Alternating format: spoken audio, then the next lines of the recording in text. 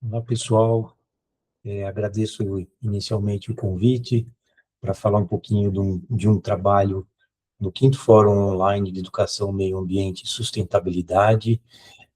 Esse trabalho, ele, na verdade, é um compilado de várias ações e várias situações que ocorreram em função da recuperação de um parque urbano na cidade de São Carlos. O meu nome é Érico Mazieiro, eu sou professor do programa de pós-graduação em Engenharia Urbana na Universidade Federal de São Carlos, né? E eu tenho uma atuação tanto na academia, né, mas também gosto muito da atuação junto ao poder público e junto também à sociedade civil. E esse trabalho, ele vem demonstrar um pouquinho a relação que a universidade tem com a sociedade civil e como a gente pode melhorar essa interlocução, já que muitas vezes a academia, ela trabalha de maneira muito distante da população e, às vezes, muito com uma linguagem muito hermética e muito difícil, né? E nem sempre a sociedade é convidada a participar dos trabalhos acadêmicos. E, na verdade, eu tive uma surpresa muito grande e ao ser acolhido na comunidade de recuperação desse parque e passar a fazer parte da associação de moradores, da associação de frequentadores do parque, também dá uma pequena contribuição como cidadão, e não somente como cientista, como professor, e é um trabalho bastante humilde, eu não falo aqui com falsa modéstia, né, mas a gente está junto nessa empreitada, com os dois intuitos, de procurar se envolver e se engajar como cidadão na recuperação de uma infraestrutura urbana, e principalmente de uma área verde bastante importante, e também como cientista a,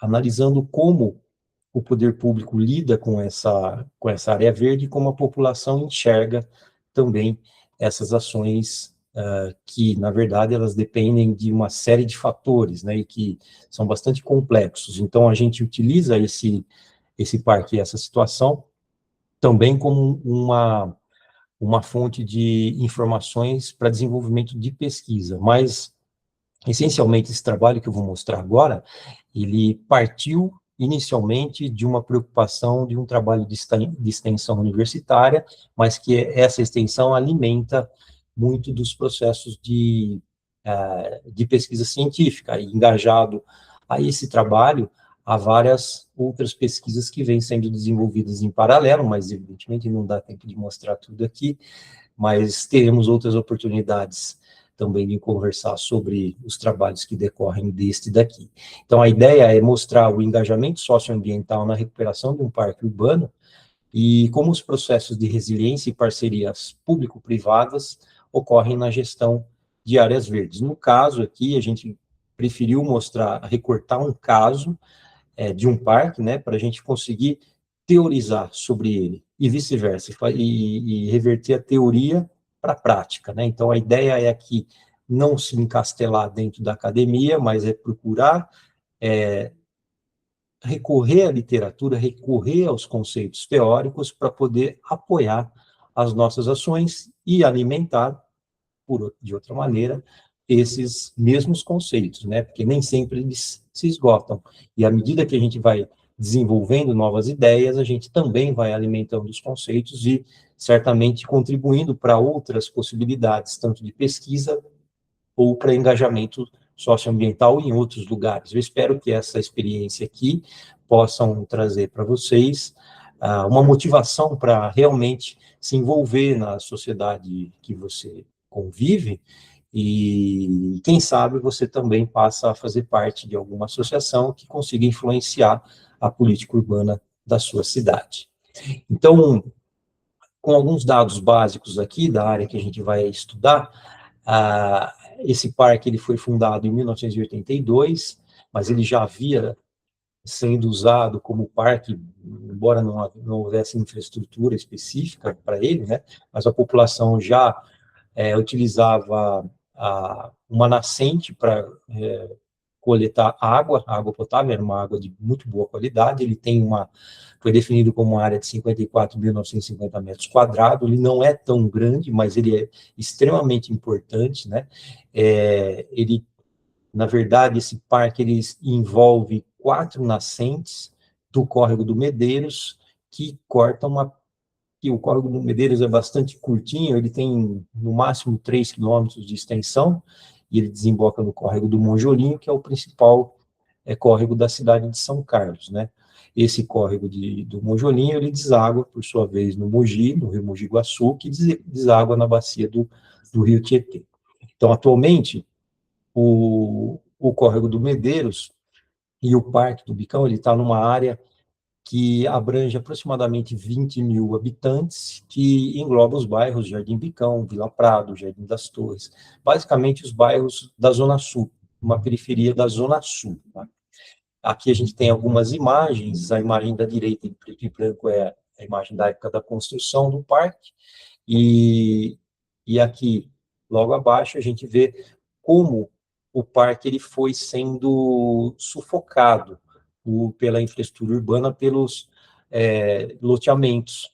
Então, você observa essa imagem aí, provavelmente da década de 70, um pouco antes da década de 70, provavelmente, quando começou a ser construído, levou muitos anos para ele ser finalizado e sendo finalmente inaugurado em 1982, mas você observa que havia poucas moradias ao redor, né?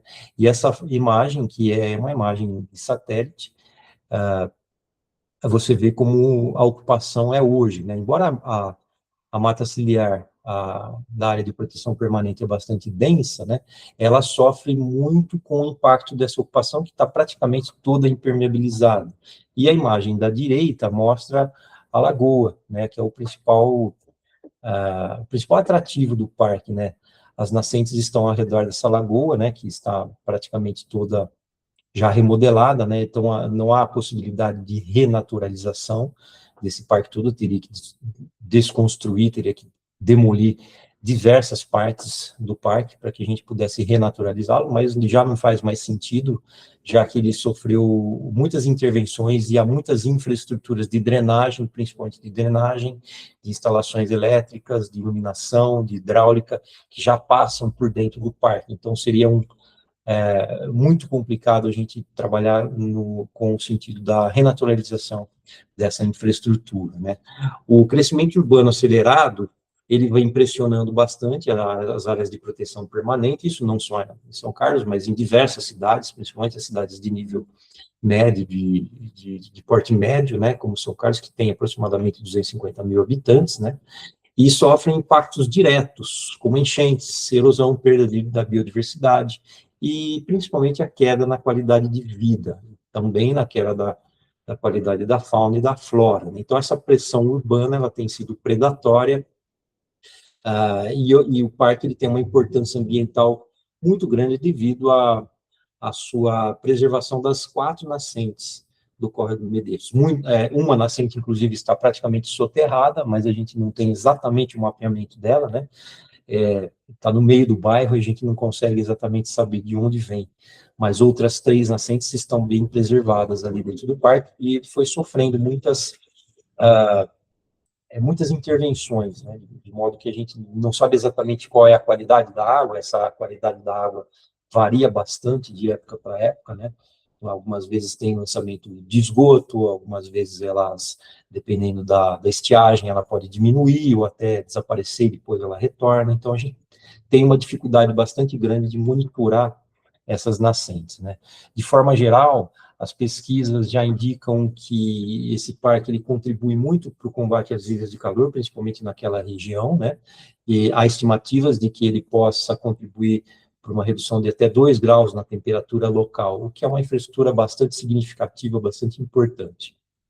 Na imagem da direita acima, a gente tem a lagoa da antiga fazenda, que o parque foi implantado, né? Depois essa fazenda foi sendo loteada e as habitações e as construções foram sendo cada vez mais se aproximando do curso d'água e da APP, né? Então, aqui na imagem de baixo já é uma foto bastante antiga, do início da construção aí, da década de 70, e não sei precisar exatamente, mas já os serviços de terraplanagem. É exatamente a mesma área, e você observa que a lagoa praticamente desapareceu, né, na imagem.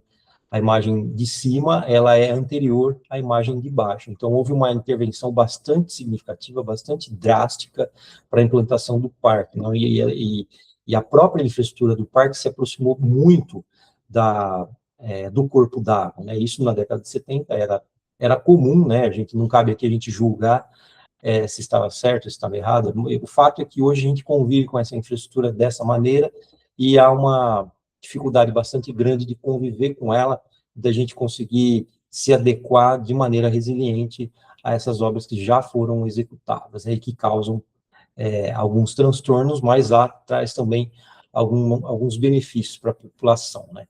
De forma geral, esse parque ele vem sendo degradado, está bastante vulnerável a diversas situações. Ele sofre então com inundações frequentes, com assoreamento, com a precariedade da infraestrutura, com o vandalismo e a poluição das águas. O vandalismo é uma situação bastante complicada naquela região, né?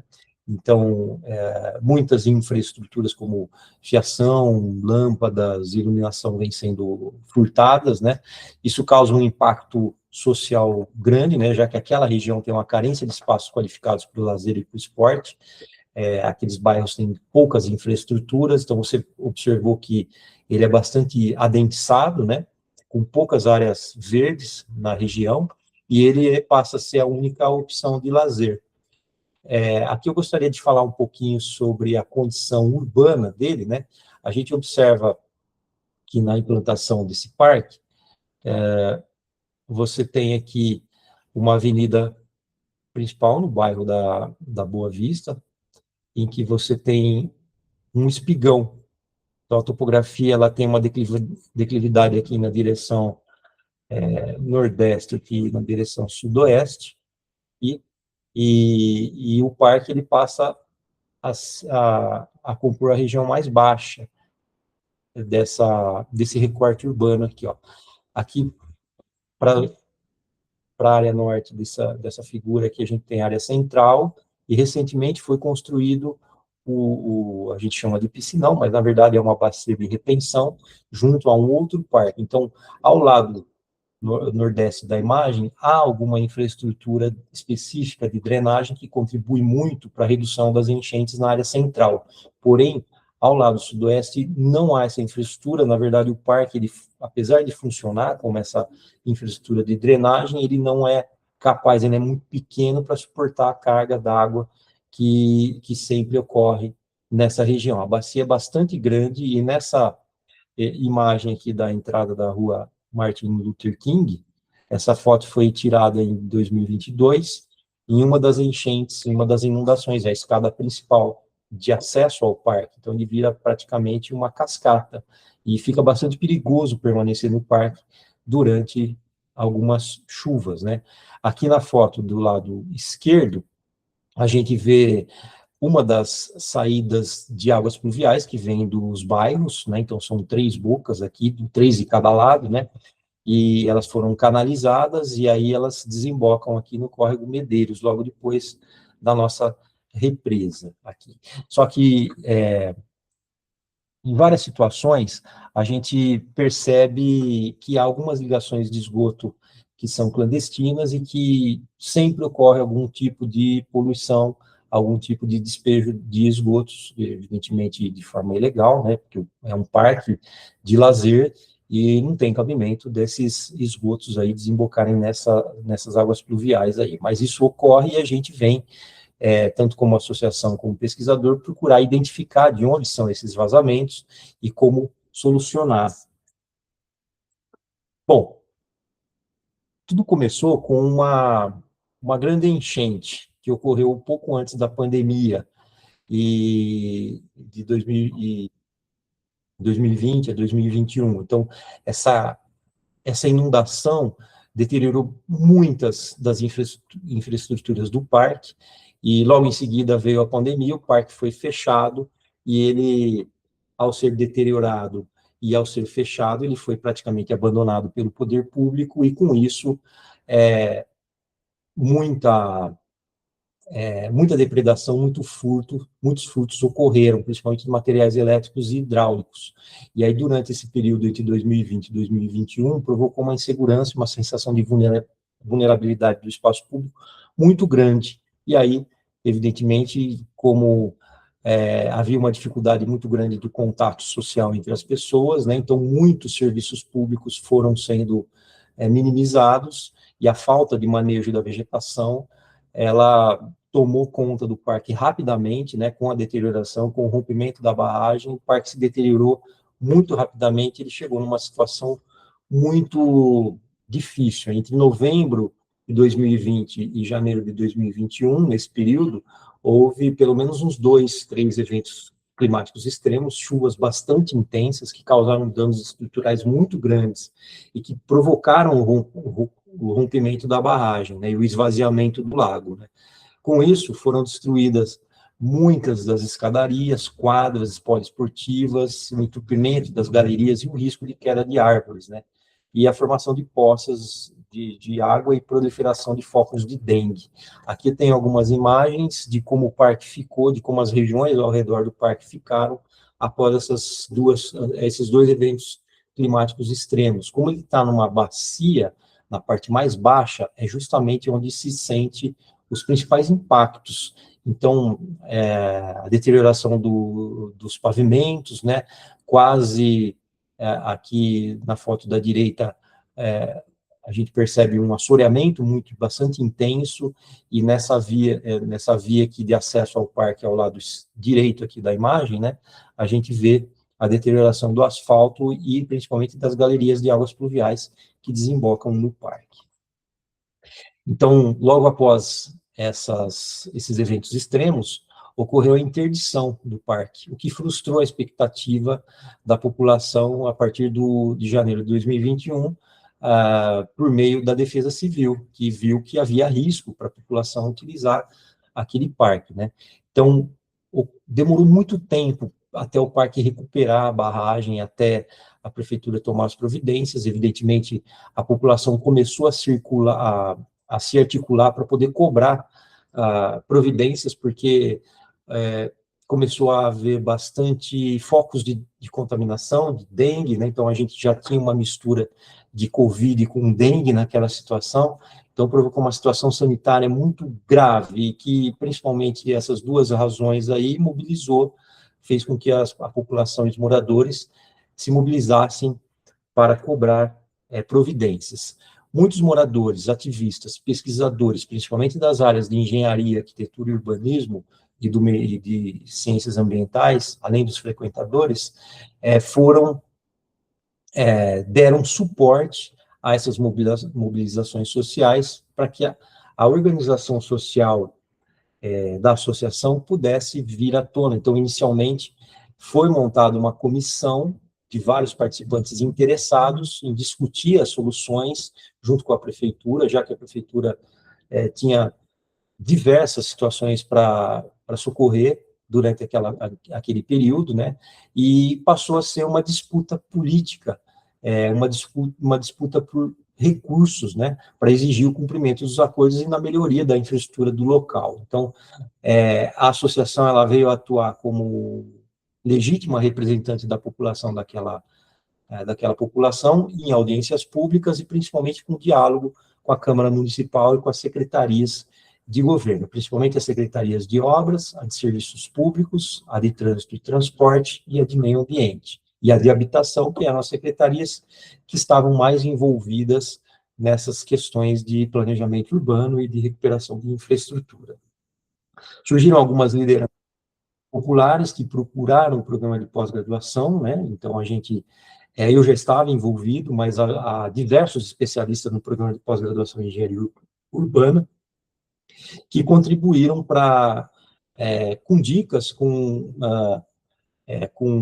conhecimento técnico a respeito daquela situação topográfica, daquela situação de drenagem em relação aos recursos hídricos e principalmente sobre a vegetação, né? Então, a gente conseguiu interpretar que a missão seria traduzir a complexidade da engenharia urbana para a comunidade, Mas não só isso, o conhecimento ele não é tão simples assim, que a gente tira de uma universidade e aplica na comunidade.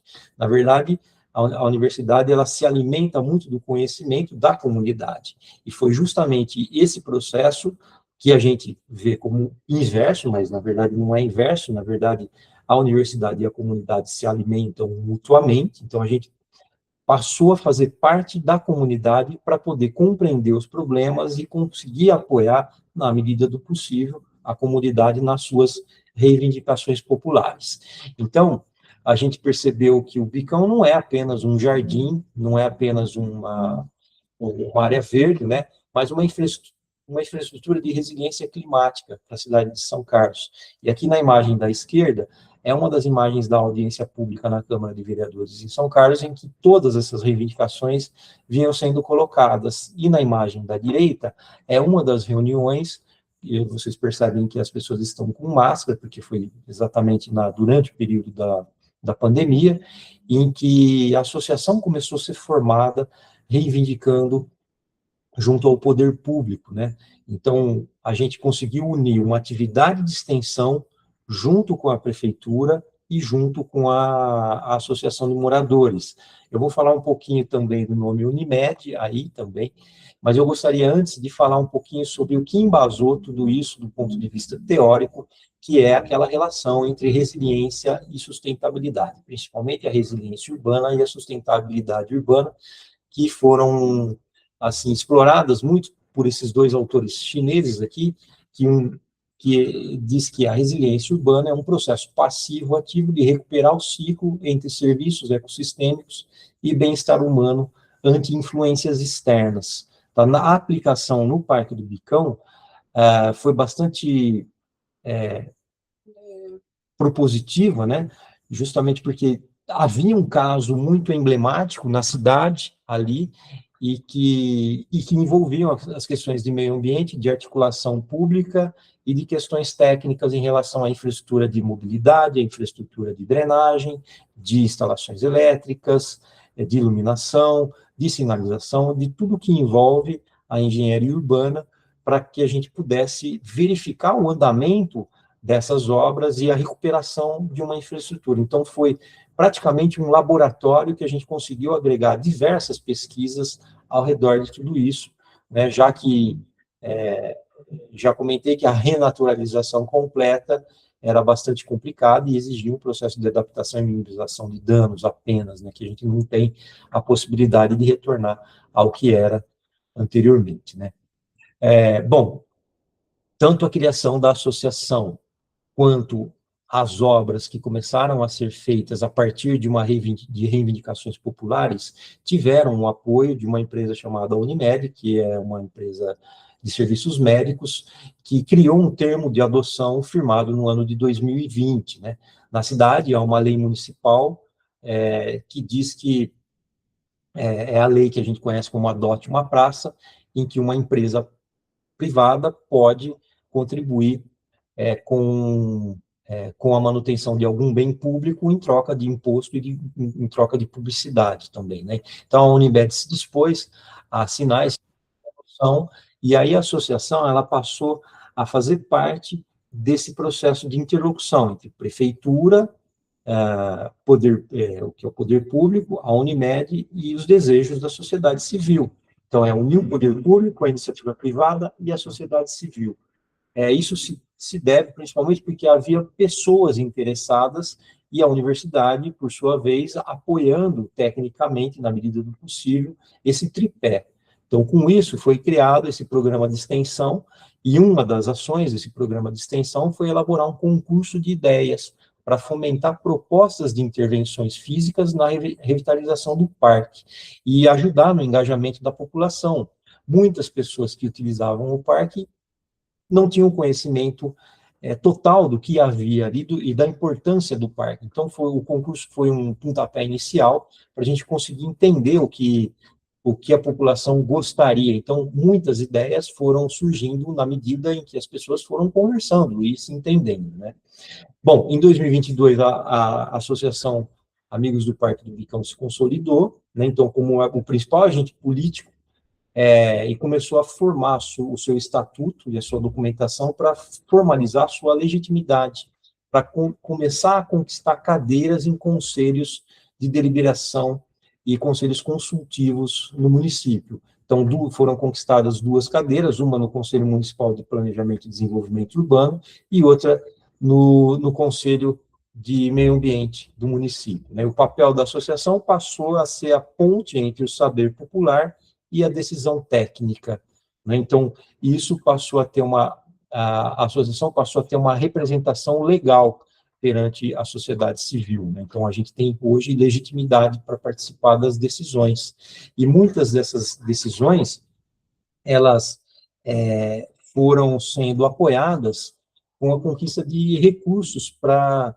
a gente conseguir desenvolver as atividades, né?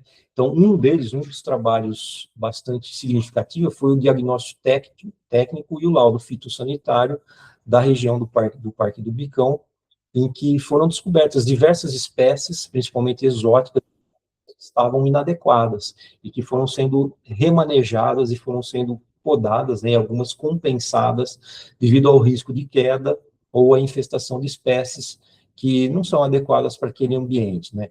Então, esse estudo foi inicialmente financiado pela Unimed, que era a principal articuladora naquela situação, né? E a partir desse conhecimento cada vez mais profundo sobre as condições ambientais, sanitárias do Parque do Bicão, foram propostas uma sequência de audiências públicas, eu destaco a de março de 2023, que convocou uma audiência pública para a participação dos vereadores, secretários de obra, habitação, para a gente colocar tudo em pratos limpos, né? E as pautas, elas estavam bastante atreladas à recuperação física da estrutura, né? E principalmente a conquista de recursos para um projeto de drenagem que expande a área do próprio Parque do Bicão. A gente percebeu que o parque ele não é isolado, ele sofre as consequências da ocupação urbana ao redor. Então, não havia possibilidade de intervir somente dentro do parque, a gente tinha que intervir também na cidade. Se a gente fizesse as obras somente dentro do parque, a gente faria esse ano, teria que fazer o ano que vem, depois no outro, e não teria fim, já que o problema não está somente dentro do parque, está fora do parque. Então, a gente conseguiu um recurso de R$360 mil através do Fundo Municipal de Habitação e Desenvolvimento Urbano, para elaborar um projeto executivo de infraestrutura de drenagem da microbacia, que envolve os 5 bairros que estão ao redor. E esse projeto, ele tinha um diferencial, que era a necessidade da inclusão de soluções baseadas na natureza no termo de referência.